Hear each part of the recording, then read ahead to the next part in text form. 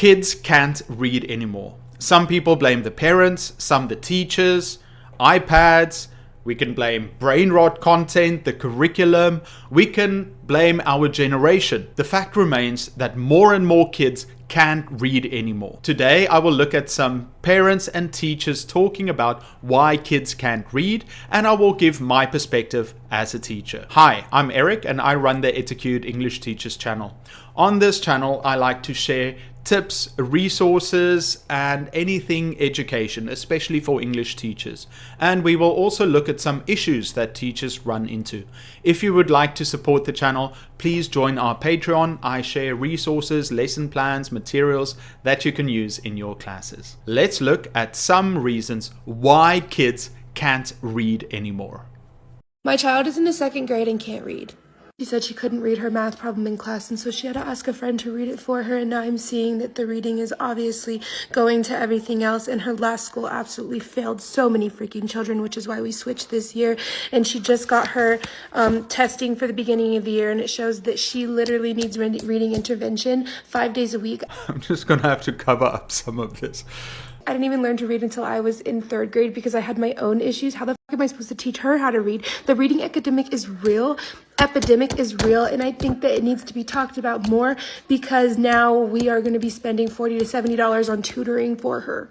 I co-parent with her dad, and he bought her a phone, which I didn't agree to, but that's besides the point. And so she's 7 with a phone, and she can't text or read the text, so you have to send voice memos.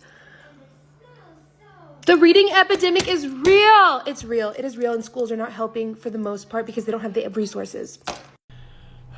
At some point, we're going to have to stop blaming other people, blaming the dad for the phone, blaming herself. Oh, I've got my own issues, but I can't help my child. We're going to have to find something for her. Well, I'm going to say it's great that this lady is actually trying to help her child to read, so she's thinking about getting someone to help who can help. But I mean, I think just investing that time with your child is very important. Go through the letters, go through the sounds, and help them.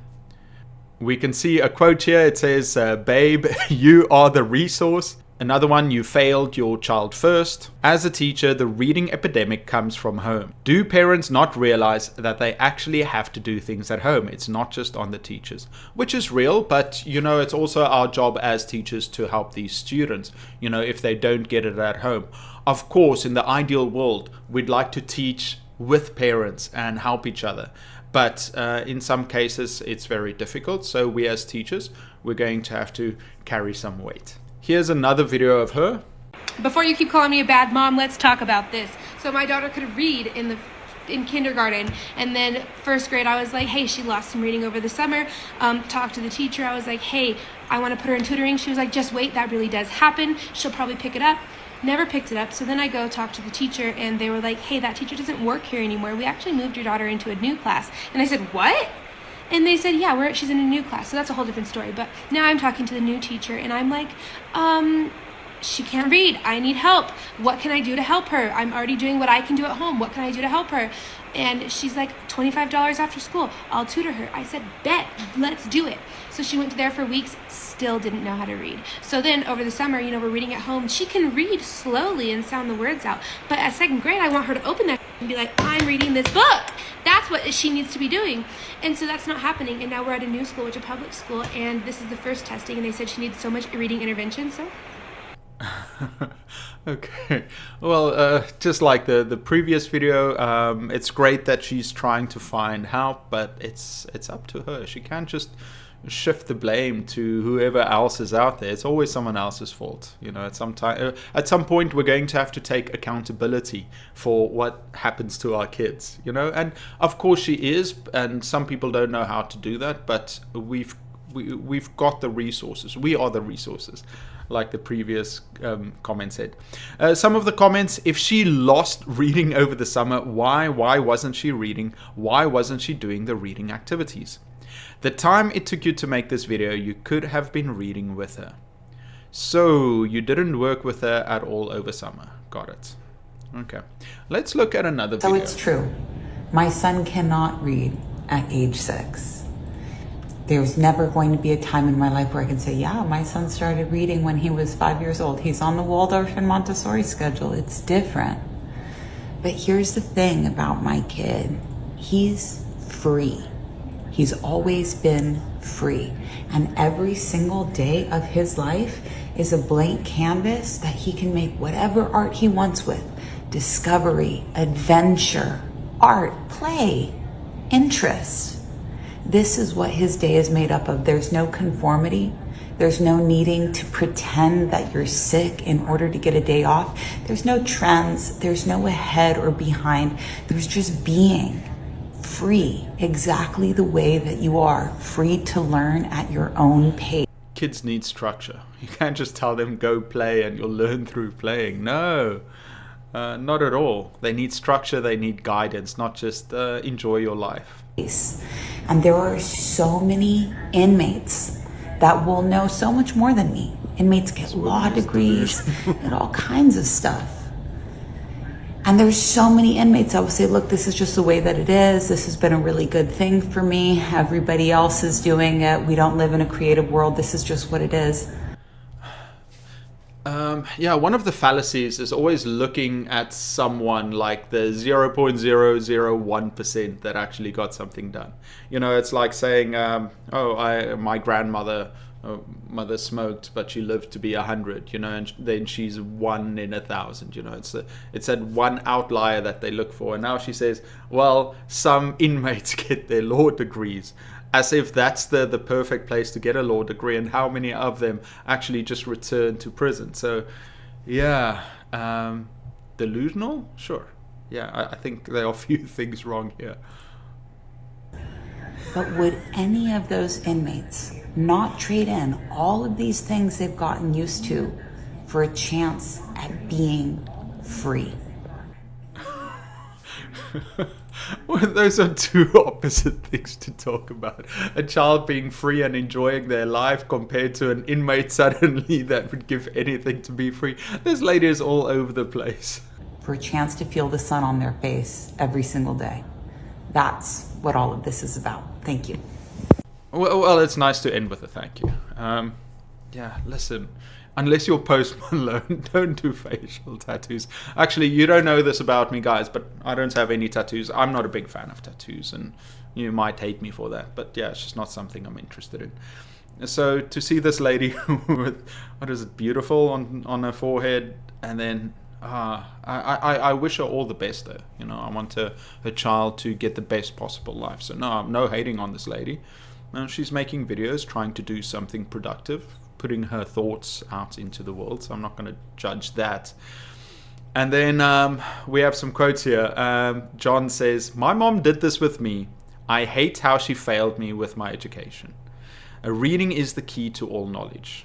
And everyone says it's so important. No, Carolina, he will learn to read when he's ready. That's the best part. It comes naturally with their interests. And no, at some point you're going to have to teach them. You're going to teach them what it is and to love it, you know? Oh no. It's you know, that's what education is we're preparing the next generation. We're giving them the skills, the knowledge, not just saying figure it out on your own. Oh, that's so sad. Please don't do that. Spend time with your kids, help them learn things, not just push them and say enjoy your life, you'll figure it out eventually. That's not parenting. I'm not a parent yet, but that's what I think. Okay, let's look at the next one. A former English teacher going viral after posting a raw and unfiltered farewell video as she leaves the classroom behind after just 3 years. Listen. A lot of these kids don't know how to read because they have had things read to them, or they can click a button and have something read out loud to them. I just don't think these kids even care. They don't care about making a difference in the world. They don't care about how to have a resume. They don't care how to write a resume. They don't care how to write a cover letter because ChatGPT will just do it for them. And I think that we need to cut off technology from these kids, probably until they go to college. Hannah is a former teacher, and she joins us now. She posted that video. More than 1 million people have seen it. And With AI becoming so accessible to children nowadays, especially teaching in an English or Core 4 classroom, it's been especially challenging kind of to have the kids comprehend and critical think and think for themselves on certain things. Yeah. So on my way out, I wanted to kind of raise awareness and just... There are many reasons why kids can't read. Technology is definitely one of those reasons. I'm very fortunate that I still grew up before I had a phone and a computer. It came later, but at least when I went to school, we only had our books. And I think to some point we might want to take technology away from our kids and help them learn naturally without screen time, because it can mess up a lot of our youth. Yeah, so it's very difficult. Addiction is another reason, is they are so bombarded with dopamine from these devices that they're not enjoying it. Larry says here, she's right, it's the fault of the parents largely. Department of Education has been a complete failure. Some people ask me about the Department of Education. Of course we need that, but if you've seen how much money gets pushed into the Department of Education and then how much they spend on each child, but it doesn't really reach the teachers or the kids, it goes to other places. That's a big worry that I have. And it says here, just saying Canada is not like this. Kindergarten students can read and write to a degree at least. Okay, well, this is a while ago. I don't know what's happening in Canada at the moment, if it's still the same Canada as it was 6 days ago. So, yeah, we'll see. Let's look at the next one.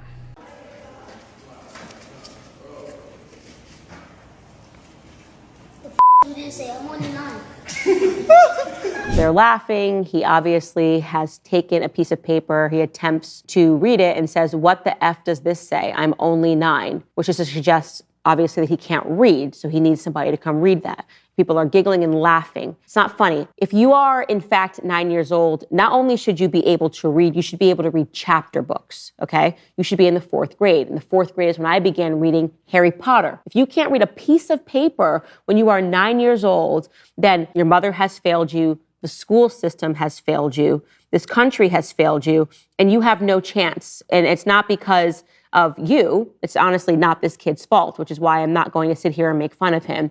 Has everything to do with his surroundings and the crisis that I am talking about in this country. Yeah, very true. Listen, whoever you are, we should be worried about the trajectory of the amount of kids not being able to read. It's a big issue. Okay, so let's see. My daughter is 9 right now, and she reads chapter books and goes through about 1 every 3 days. She loves to read. This boy has definitely been failed by someone. Truly heartbreaking. It's even worse that the adults recording don't seem to care. That is what hits me, is that these people are laughing instead of saying, listen, you and I are going to be sitting down a couple of hours a week figuring this out. So yeah, I feel like we do have to instill a love for books. I think that's one of the amazing things of Harry Potter. It got so many kids to read. I've got a story about reading Harry Potter that I'll tell you in the future. Part of reading comprehension is being able to infer the intended audience of a piece of text without the author telling you directly. Yes, as a Gen Z who worked in childcare for the better part of a decade, I'm glad I'm not the only one noticing that a lot of the issues we're having with kids and the educational system are coming from the home. Literally, the calls coming from inside the house, the parents. So last summer when the test scores came in, the U.S. saw the lowest levels they'd seen in decades for reading and math in our school systems. And obviously the first step to correcting it was they tried to do a dive into why this is happening. Because they really started to notice the decline around 2017, 2018, which funny enough was right after I graduated high school. And the first thing they noticed is the average school that gave like a half hour of free reading time just so the kids could read whatever they want every day dropped from 53% to 49%. So that wasn't that high to begin with, but they also saw that there was a lot less talks about libraries and things around books. So there wasn't necessarily much of a correlation between the reading time dropping as much as they noticed just like the attitude and environment around reading had changed. a lot less kids were reporting that they read for enjoyment in their free time. And for some reason, fourth graders had a much more negative attitude around reading. And so the next step they decided was to interview the parents. And ding, ding, ding, the parents themselves reported reading less, having a more negative attitude around reading. And of course, all these stats just weren't looking great when we started to compare them to other developed nations that we usually chart with. It's always interesting to me to see when I work with kids because a lot of people will incorrect. One of the first things I remember telling parents when I first started teaching was that they should get their kids to read. There's a massive correlation between learning and reading, especially for fun.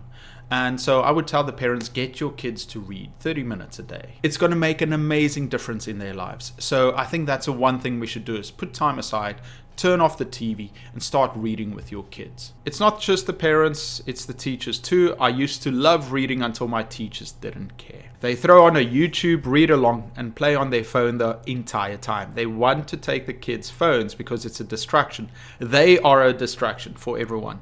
I remember my 8th grade year, we were reading The Outsiders and my teacher put on a reading video. Kids were throwing around the books, hiding food in the classroom. They didn't even have the physical book in their hands or listen to the text. They were just existing. I decided that I wanted to take the book home to read on my own so I could actually focus on the story and what was going on. But when I asked, the teacher said, "Why? It's a school assignment, not your homework." Yes, but I also love the book. My aunt actually bought me the book and when she found out. I used to get punished for reading too much in school and staying up late reading.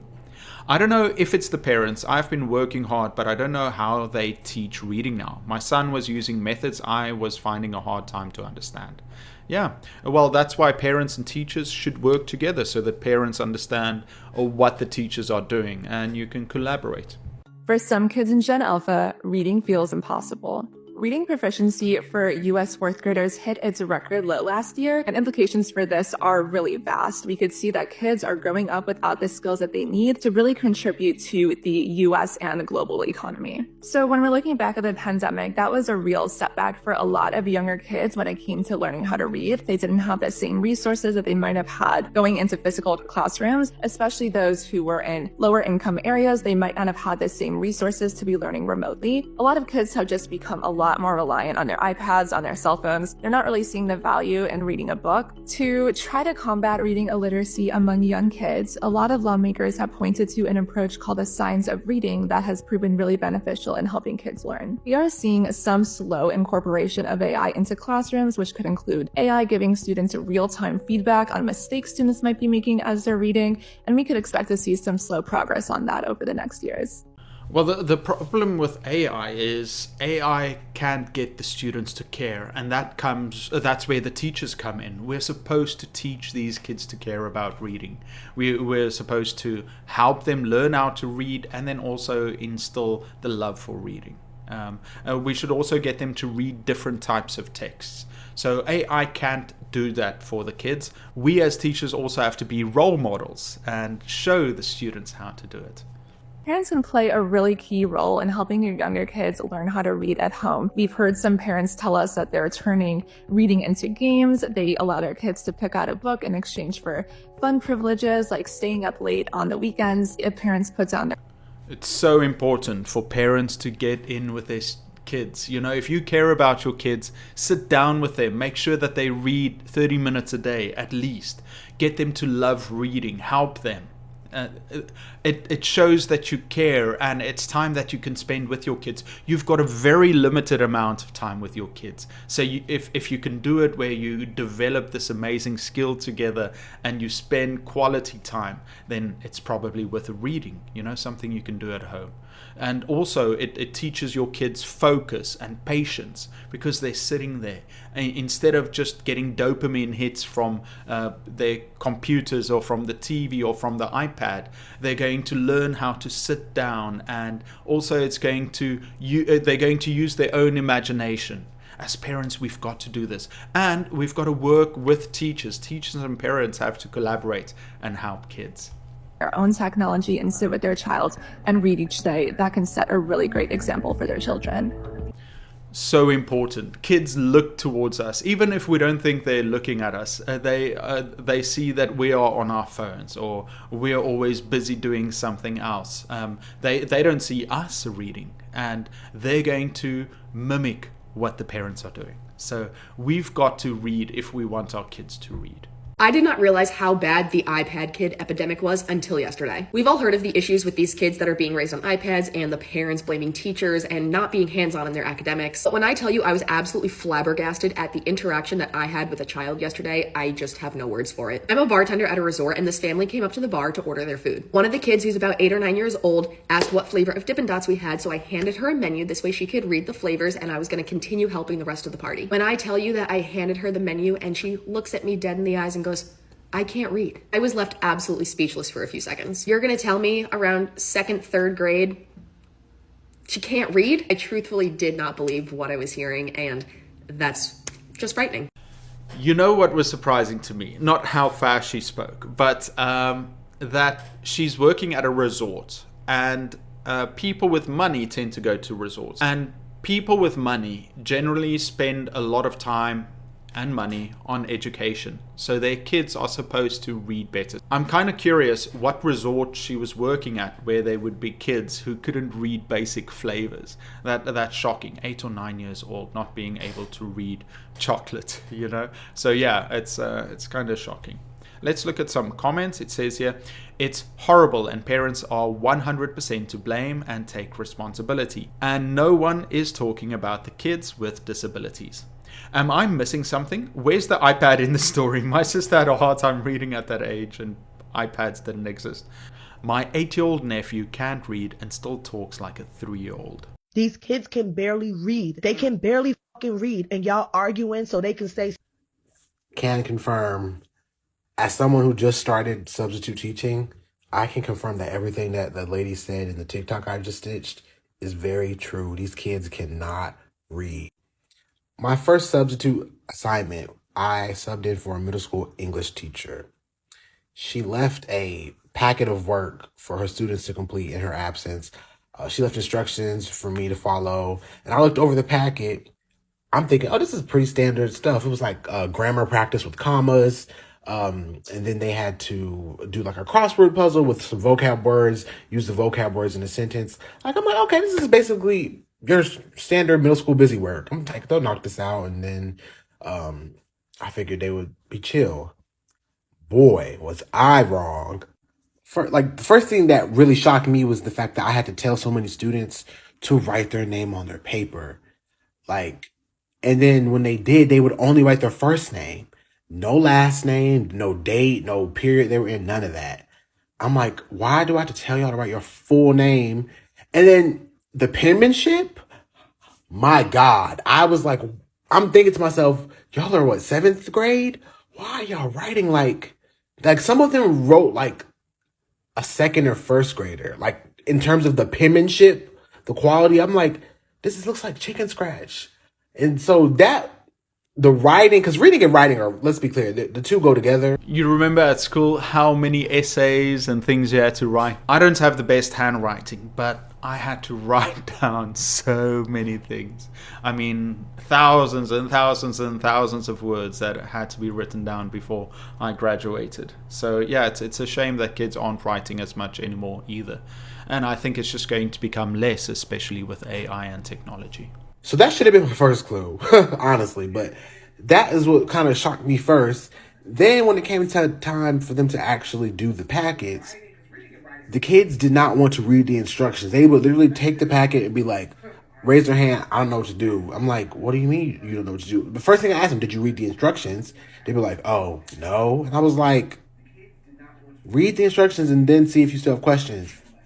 And then come to find out, a lot of these kids, like, they're not comfortable reading. By day 2 of my second assignment, it had become abundantly clear to me. America has a problem, and it's that these kids can't read. Like young Gen Z and these Gen Alpha babies, yeah, they can't read. They cannot read. And like another thing that shocked me was how low their vocabulary was. And like their word recognition, they did not know how to recognize or pronounce certain words. I had some student ask me how to pronounce the word abbreviation and then asked me what that meant. One girl didn't know what segregated meant. So I was just like, y'all are like 12, 13 that don't know what segregated means, don't know what an abbreviation is. I was just really, really shocked that these kids... Let's look at some of the comments. It says here, I'm blaming parents. It started with No Child Left Behind. Adults graduated high school without knowing how to read. It's still happening with current students. It shocked me that they don't teach cursive anymore. Yeah, I had to learn cursive and then you could switch over to print later. I can still write cursive. Well, it might be better than my print handwriting. And they catch the worst attitude if you tell them to try it on their own instead of spoon-feeding them answers. I keep seeing shit about how Gen Alpha cannot read. And as someone who is a part of Gen Z, please, for the love of God, can we all agree, no iPads?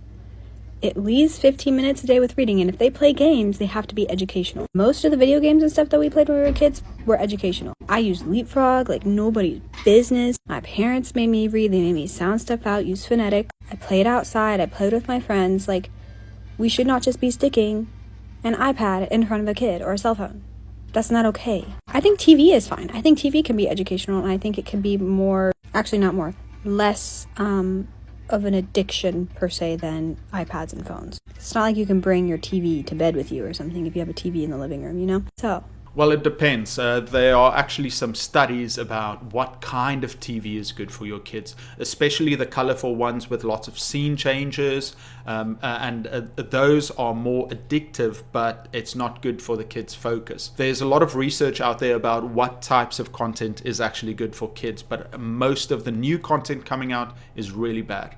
I mean, go and watch Fast and the Furious. It's impossible for me to sit through that because they scene change every 2 or 3 seconds. They can't have one consecutive shot for more than 5 seconds. And it's the same with the new brain rot content that's coming out. It's just lots of flashes and lots of dopamine hits, but the kids aren't learning as much. Make sure to monitor what your kids are watching. Teaching and manners and behavior, everything starts at home. Everything. You can't rely on teachers to be your babysitters, to be your teachers, and to do just everything for your child. You yourself as a parent need to be doing that even more. Let's quickly look at some of these. My kid ain't getting an iPad, they're getting a Leapfrog. Cool math, Leapfrog, flashcards. I loved learning, loved reading. I was set at a high school reading level in 3rd grade. Wow.